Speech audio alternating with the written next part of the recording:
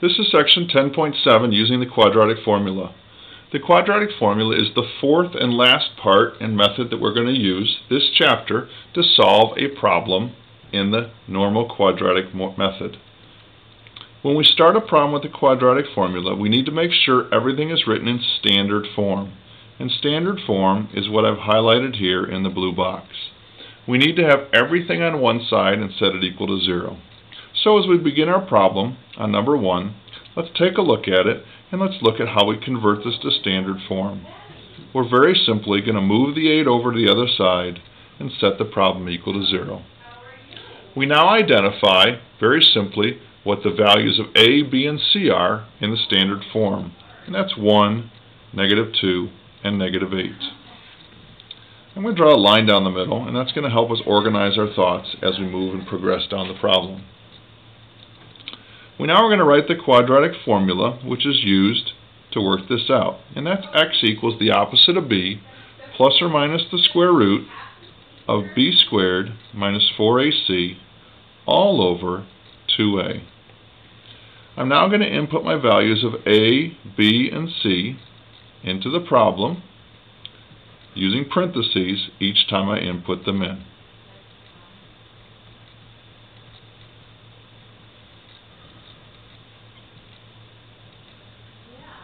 Now that I've put in my values of a, b, and c into the problem, I'm going to try to evaluate this and simplify it down.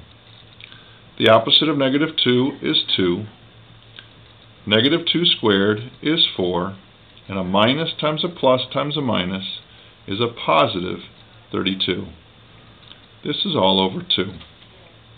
Simplifying what's under the radical sign, I get the square root of 36, all over 2. I'm going to take the square root of 36, and that's going to be 6. And then I'm going to have to break it up into my two parts. 2 plus 6 over 2, or x equals 2 minus 6 over 2. We simplify each numerator and get 8 over 2, which gives us an answer of 4, or -4 over 2, which gives us an answer of -2. As a solution set, we have the answer -2, 4. The great thing about the quadratic formula, very simply, is it allows us to solve any quadratic problem, no matter if it can't be solved by factoring or completing the square or by taking the square root of both sides. Now let's look at example number 2. This example already has the problem in standard form. So we can identify a as -3, b as 5, and c is -2. Once again, I'm going to write my formula x equals the opposite of b plus or minus the square root of b squared minus 4ac all over 2a. In my second line, I'm going to input my values of a, b, and c as shown.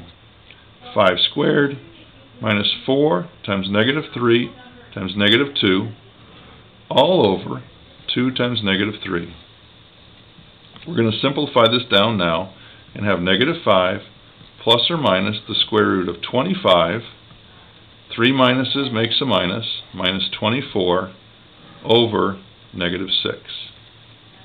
As we're finishing this problem, we're very simply going to take our problem and say this is x equals -5 plus or minus the square root of 1 over -6.